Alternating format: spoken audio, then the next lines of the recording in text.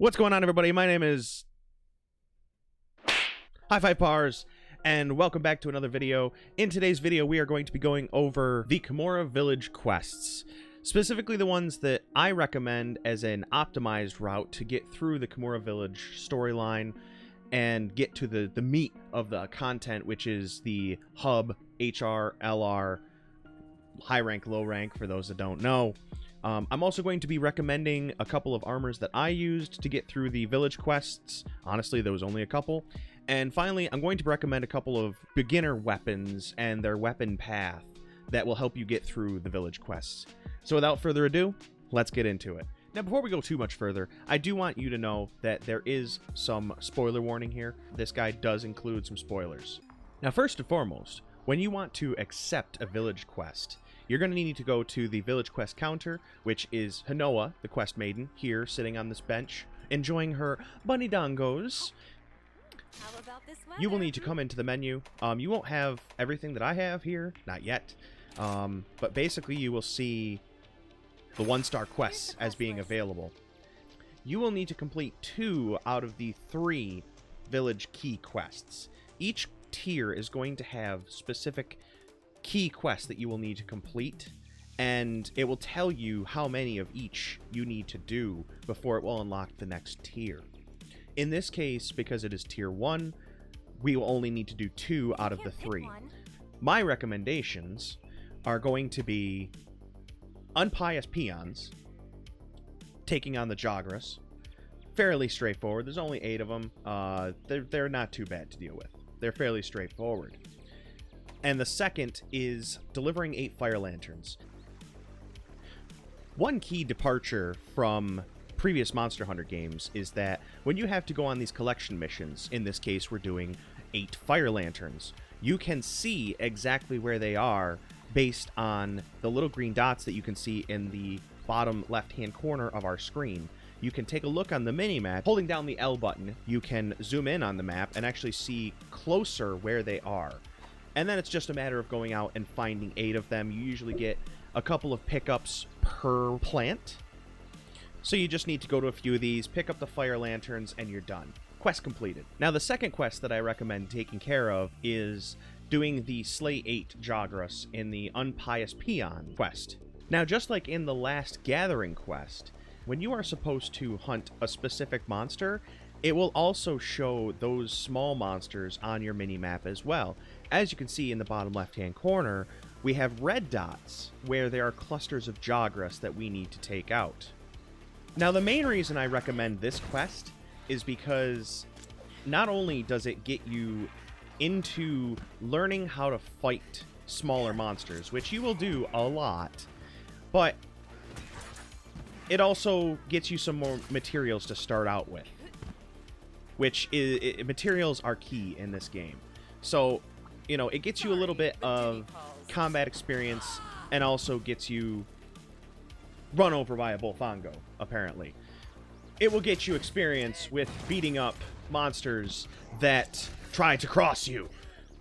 Also, doing these quests where you're going against the smaller versions of some of the larger monsters that you might fight in this game, it gets you used to performing some of the combos that you may need to do later on down the line.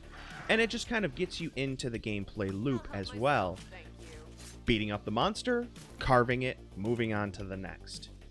But mostly, it is about learning the combat, learning the combos that work best with your weapon. In this case, we're using the sword and shield, and for beginners, I somewhat recommend the sword and the shield. Now, before we move on to the urgent quest, I do recommend one other quest, and that is the Help with Maintenance quest. In this one, you will be hunting In this quest, you will be hunting 8 Izuchi. These are the smaller versions of the Great Izuchi that you will be fighting, well, very soon.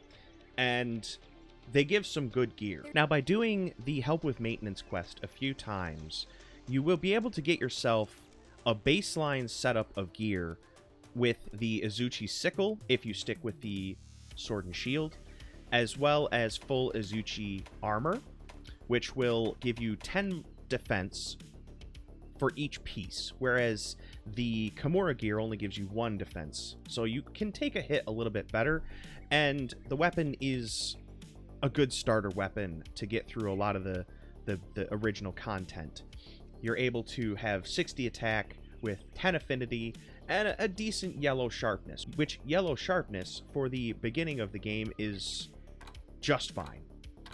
This armor also grants you critical eye 3, so you have additional affinity on your weapon, recovery speed 2, so your health, the red parts of your health when you get hit, will regenerate faster, and constitution, so things like rolling will take less stamina as you do them. So it's a very good starter set. Now, as I alluded to, the urgent quest for the 1-star village quest is the Great Izuchi. The Great Izuchi Great Pain quest. This quest, you will be taking on a Great Izuchi, which is the larger version of the Izuchis that you just fought. You may have somewhat of an idea as to how to fight this thing because you've been fighting its smaller versions, so which is why I recommend doing the other quest.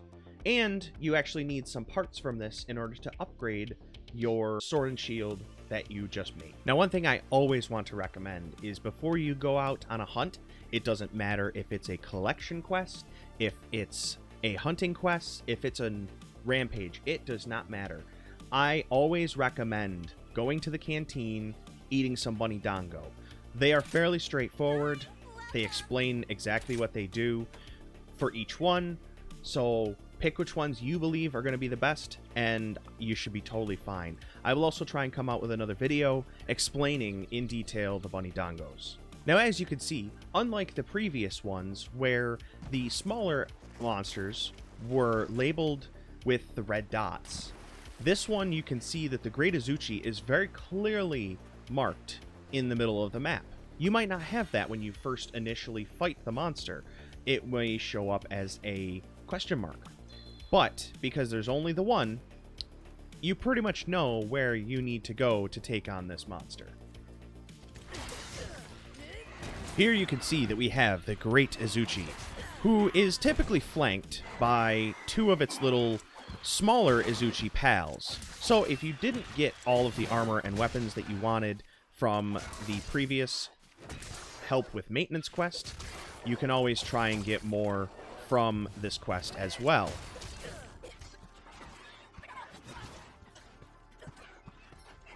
And don't forget to use your wire bug attacks, as they are some of the best tools that you have in your arsenal. Now, another thing to keep in mind is as you're out on your hunt, always be on the lookout for endemic life. Things like stink minks, things like cloth flies that can give you boosts, or additional wire bugs, or anything like that that can aid you on your hunt. Especially look out for things like these patches of grass, as they have different spirit flies hidden inside of them that can help boost your stamina and health, as well as your attack and defense. Pick them up whenever you possibly can, so that you can have better survivability along the way.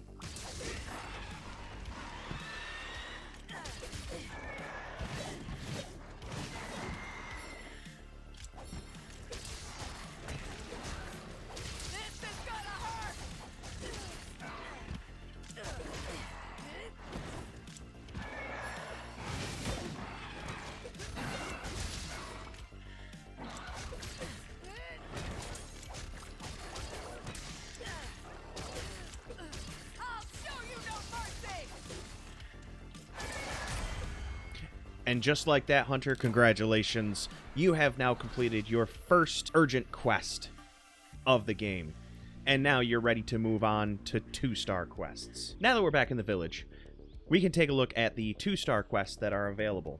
And as you can see here, there are now 5 of them, rather than the initial 3 that you had previously. In order to be able to move on to the next rank, to 3-star quests, we will need to complete 3 out of the 5 to move forward. As far as monsters to recommend going against, I definitely recommend going and doing the Slay 10 Baggies, which is a Frosty Paradise. This one, again, just like the Izuchi, provides the ability to begin making some really good weapons. If you stick with the Sword and Shield, it allows you to make a sleep Sword and Shield, which is very good against some of the larger monsters. You can put them to sleep, buy some bombs, and use them on the monster to do some additional damage on your quests. So sleep is definitely a very good thing to get. And along with that is the next quest, which is Out Cold. That is where you hunt a great baggie. Again, can help build some great weapons that you can use in your quests. Whether you're using Sword and Shield or anything else, there are different baggy weapons for most weapon sets. But here we're mostly focusing on the Sword and Shield, as that is what I would recommend as a starter weapon for most hunters who have never played the game or have very little experience with the games. Now for your third quest, I think it's kind of a grab bag here. There are 3 different things that you can do. You can go against a Lagambi, you can go against an Arzuros, which both of them have very similar movesets. They're both part of the same family, and so they move around, they act very similar. So either one of them would be totally fine, or if you want to do a collection quest and just move on to the next thing, you can always do deliver 10 rat shells, and then you can move on and get to the urgent quest, which the urgent quest is one that I highly recommend. This is the Feathered Frenzy quest, where you're going against an Aknosom for the first time. This is a fire-based monster, for those that don't know. So it is definitely good to stick with the Izuchi gear, as it is fire resistant. Now, as you can see, we are doing the Feathered Frenzy quest, as we have the Aknosom right next to us in Zone 4. And we also have another monster on the board. Now, if you remember those stink minks that I told you about, the endemic life that I said to watch out for, here's why. You can use a stink mink to essentially lure this monster. Now you can see it's got that little aura around its face. Now, of course, the Arzuros came right to us, but if it did not, then we can actually use the stink mink to lure our monster into another and have them fight. Now, why is this important? Well, now our Arzuros is Wyvern rideable, which means that we can use that to do a decent amount of damage to our Aknosom. You want to utilize Wyvern riding as much as possible in this game. It is an extremely useful tool, if you can do it right and not get your butt kicked like I am. It is an extremely useful tool in doing damage to other monsters that you're hunting, as well as getting free parts from monsters. Now, unfortunately, that one did not go well for us, because Aknosom is a big jerk and didn't want us to do anything to him to get any extra damage or any parts or anything like that. But Wyvern riding is still exceptionally useful, and I highly recommend doing it. Now you can see here, we got the Aknosom into a Wyvern rideable state by using our Silk Bug attacks, things like that. Now, because there is no other monster nearby, unless we want to run all the way up to where our Arzuros is, which would not be beneficial, as we have already Wyvern rode it once, and it will be much more difficult to make it happen again. So the easiest thing we can do is launch the monster into a wall. Now to do this, we hit Y, we hit B to recover, and now we can launch it into another wall, and repeat. About 3 times. Now, once we do it 3 times, it is going to fall, and we get some additional free damage on the monster. Now, this is why I recommended using the Baggy Blade, because we are able to put the monster to sleep as well. Now, if you're smarter than I am, you would have brought bombs. I didn't bring bombs. Bring bombs, because then you can plant bombs and then wake it up, and wake-up attacks do twice as much damage. So if you're waking it up with a bomb, it's gonna be a good time. Not so much for the monster, though.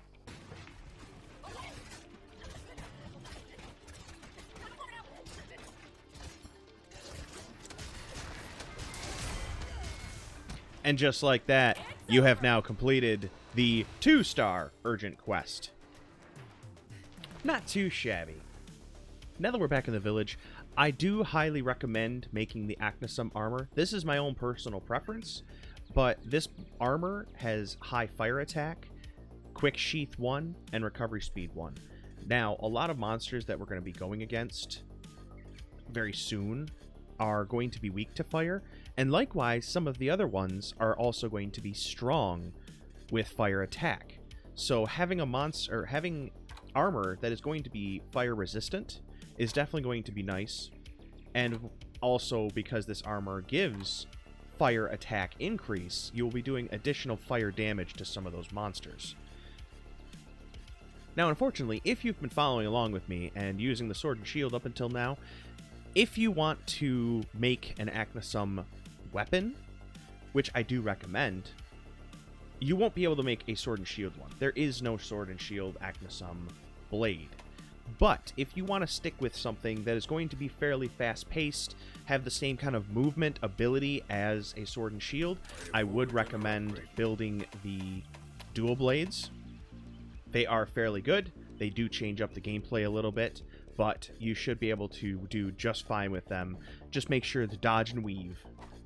And likewise, if you want to go with something else, you could also try the insect glaive, as this would also have a decent, this would also be a decent fire weapon alternative, as you can't use a sword and shield for a fire weapon. I personally went with the Aknosom longsword. I am a big fan of the longsword, and I had a lot of fun with this weapon.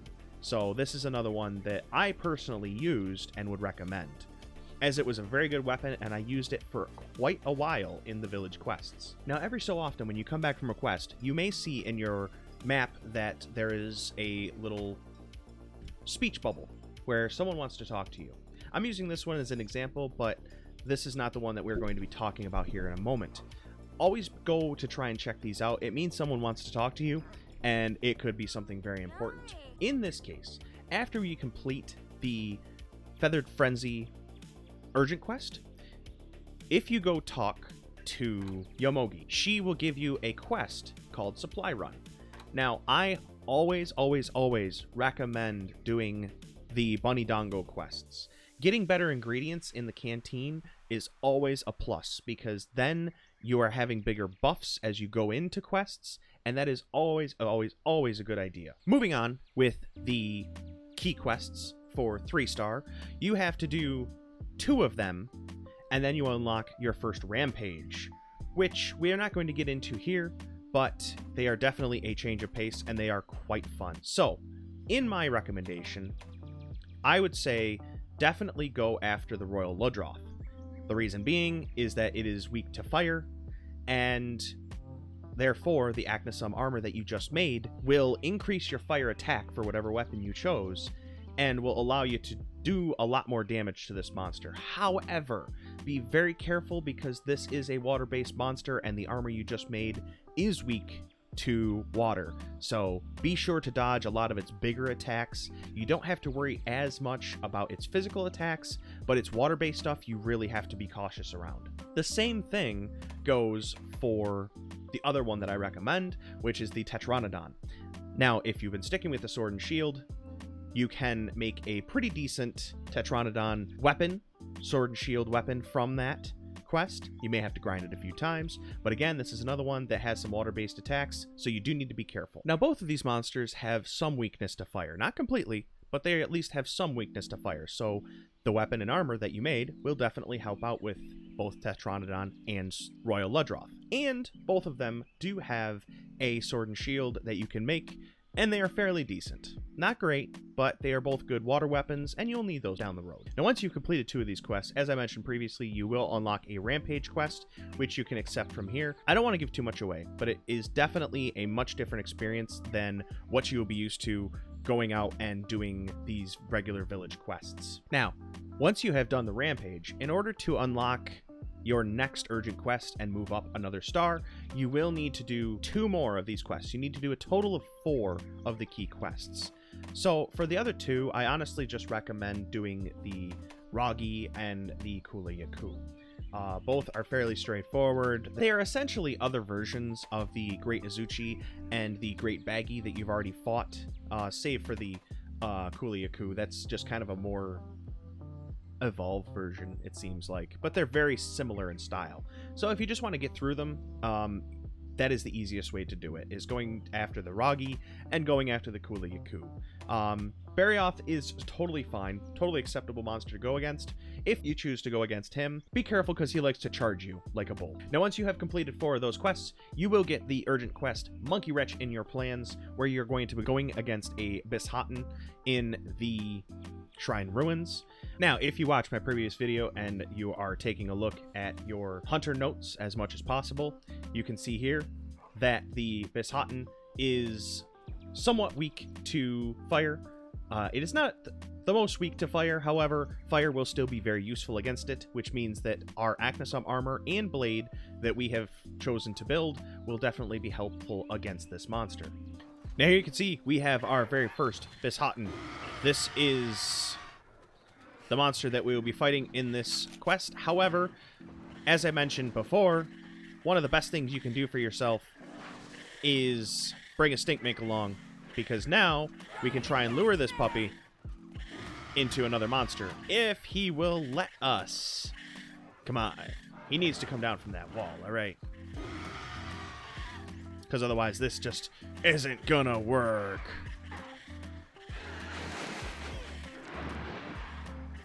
Definitely watch out for his breakdancing. He's a great dancer, but he will really bring the hurt to you.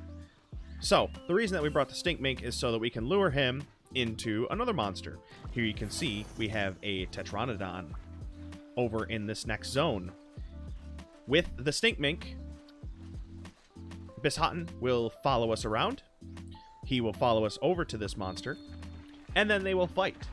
One of them will typically get stunned, and then we will be able to Wyvern ride them and do some damage to the other. Now, an ideal scenario here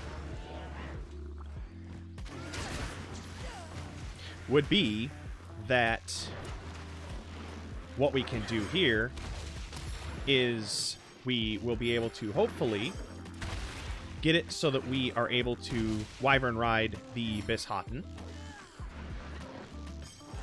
after we have ridden our Tetranodon. Now, the best way we can do that, we want to do some damage here, as you can see. Hopefully the Bishaten cooperates with us, and we're able to do, some damage to it. But eventually we're going to launch the monster, as we just did, into the other one. And now we have knocked the Bishaten down. Now, the best thing you can do for yourself is run away. Why? Because now we want that Arzuros that is down in Zone 1. We want to try and chain our stuns and things like that, our Wyvern riding one after the other, in order to maximize both getting drops from these monsters, as you get drops from each successful attack, essentially.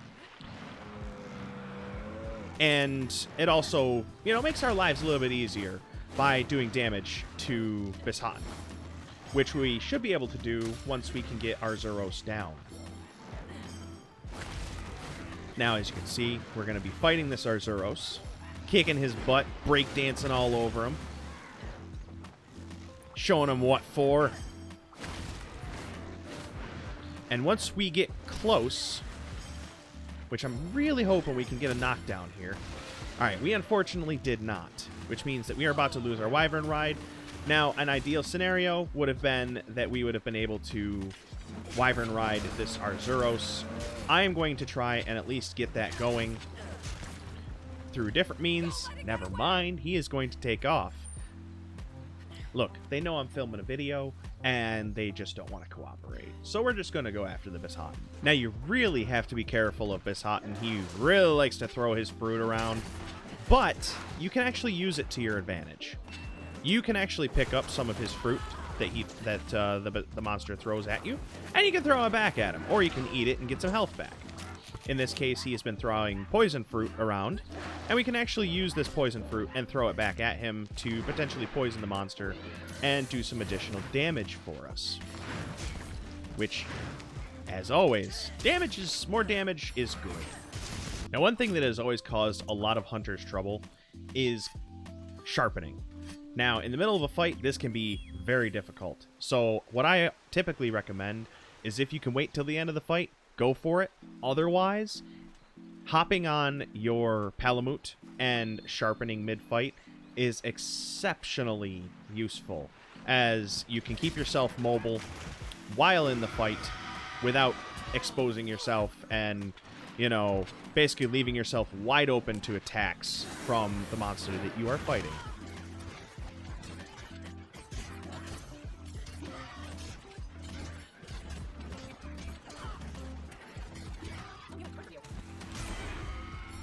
And just like that, we are now done with the quest. We are now able to move on to the next star of quests. Now here you can see, we are getting into the 4-star quests. I definitely recommend doing the Getting Back the Groceries, as that is another quest where you can get more Bunny Dango ingredients, getting you better buffs before a quest. But as far as the key quests, rather, we have 6 of them to choose from. We have to do 5 in order to advance. So, the ones that I personally recommend are going to be Somankanth, which is Infernal Lacrimosa. You can get some upgraded materials for the baggy Sword and Shield, as you need Somankanth materials in order to be able to upgrade it. And again, it's another good sleep Sword and Shield. Rathian, I always recommend. It gives some good poison weapons and is honestly just a fun fight. Rathian's always a blast to go against. No pun intended, as it uses fire, so be careful of that. I do highly, highly, highly recommend Tobikadachi. If you are like me and you are using longswords, there are some really good longswords that Toby parts are a part of. So I highly recommend that one as well. Finally, the last couple, you have Somankanth, of course, we recommended. That's 2, that's 3 with Tobikadachi. So you still need 2 more. Now, the ones that I would recommend, I would say would be Barioth. Barioth is a very tough monster, but again, it is on ice-based, which means that it is weak to our fire weapons that we have been making. And finally, I would leave it up to you guys. Neither one of these, Volvidon or Bazarios, is all that bad. If you're looking for an easier way to get through, Volvidon is definitely going to be your choice, as it is more like Arzuros or Lagambi, whereas Bazarios is a very hard shell monster. It's definitely going to be difficult to deal with.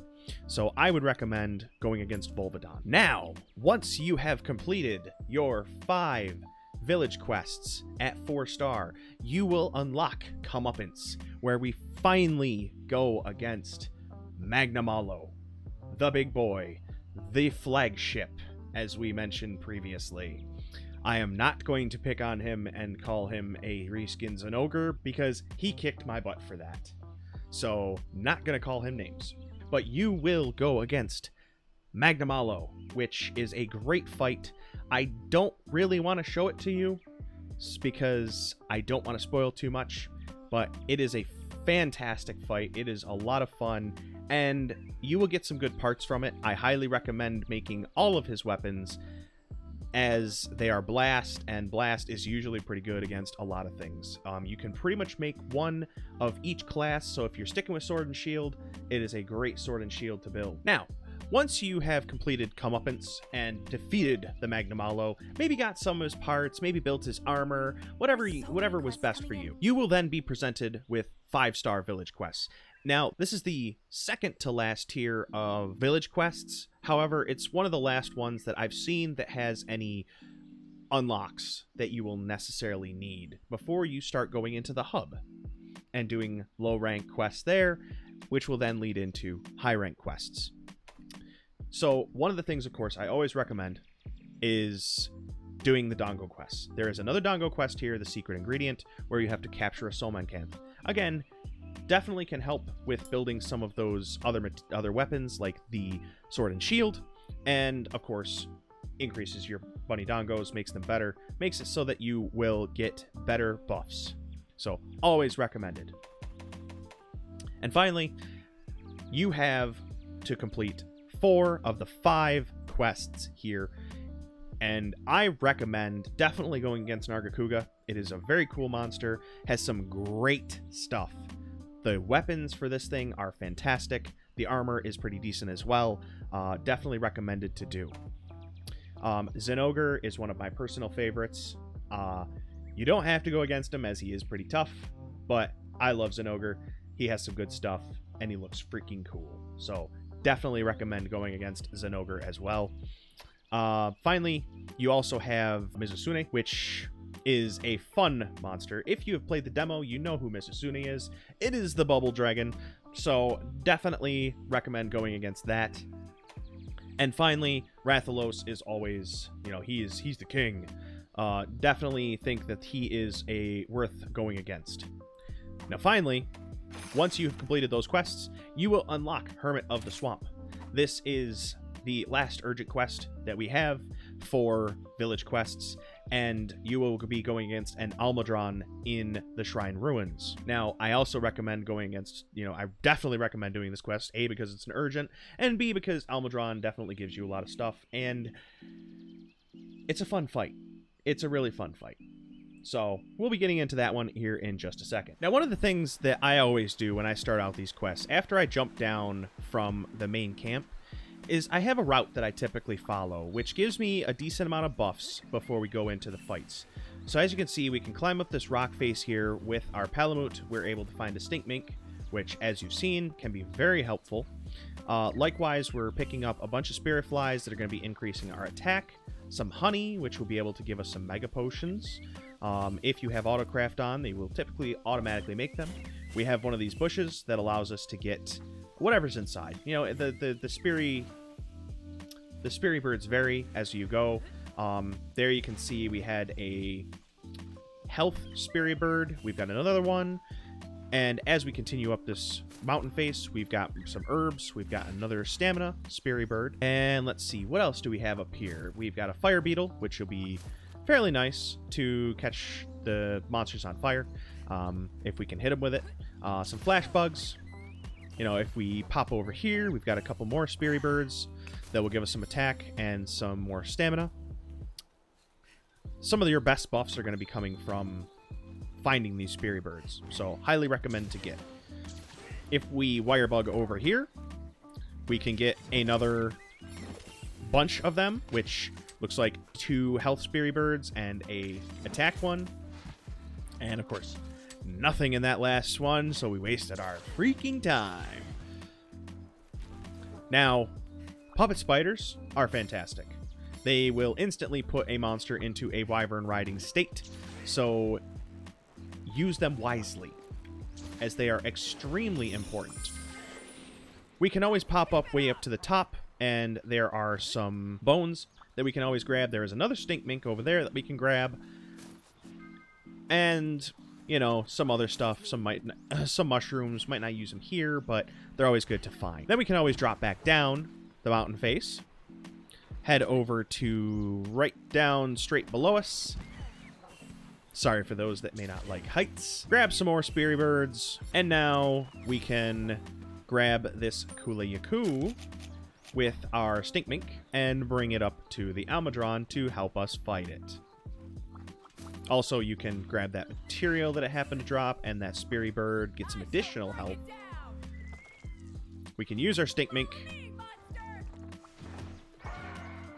and then we can make the Kula-Yaku follow us up to the Almudron, so that we can use it in order to get this fight started. So here you can see we have the target of the fight, the Almudron, which is a freaky monster. I think it is a very weird monster. It's got a big old tail, and it likes to fling mud at you.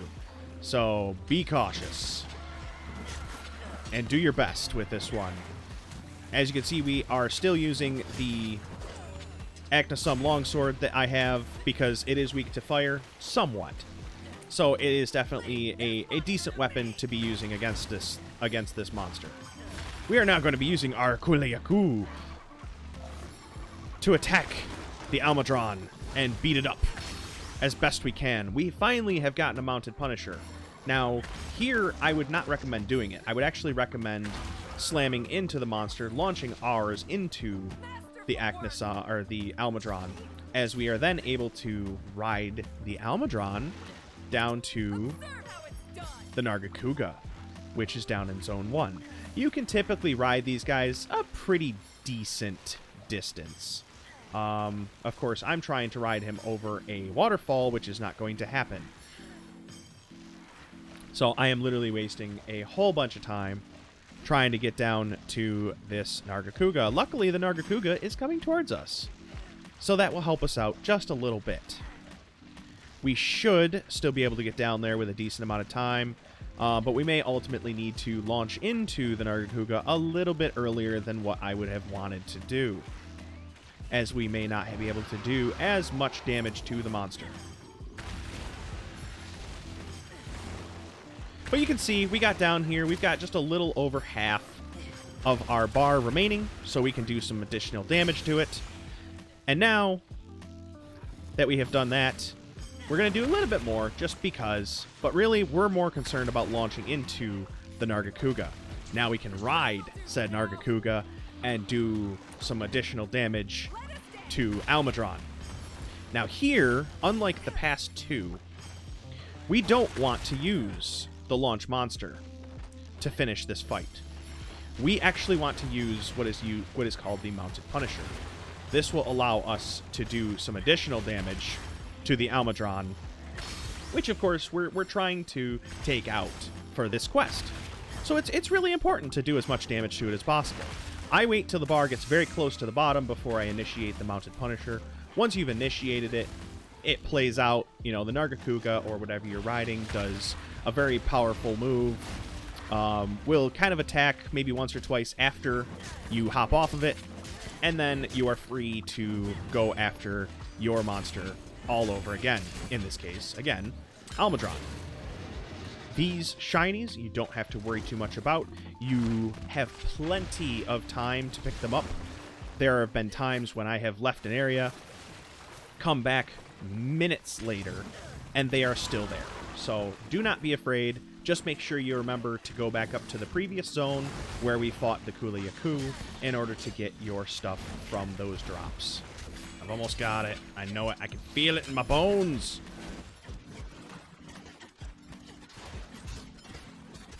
You always want to try and cut the tail off. It is very difficult with some monsters. But hey, we did it!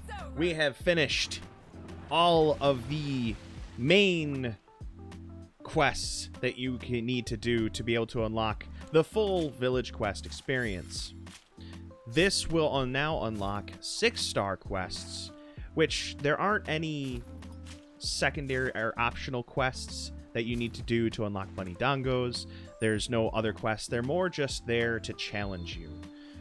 Some of the new ones, you know, they feature double monsters. Some of them have some new ones that maybe you haven't gone against yet. I recommend, after you've gotten comfortable with the game and after you've unlocked all these, go ahead and do a lot of those quests. Maybe the ones that we haven't even mentioned, because they're all very much worth doing. So definitely try out some different things and, you know, check it out for yourself. But until next time, everyone, I hope you enjoyed this video. I hope it helped you out and got you through the village quests in a little bit easier manner than going in blind. I will be continuing to put out some more content for you all. Until next time, my name is High Five Pars, saying thank you for watching, and I will catch you all next time.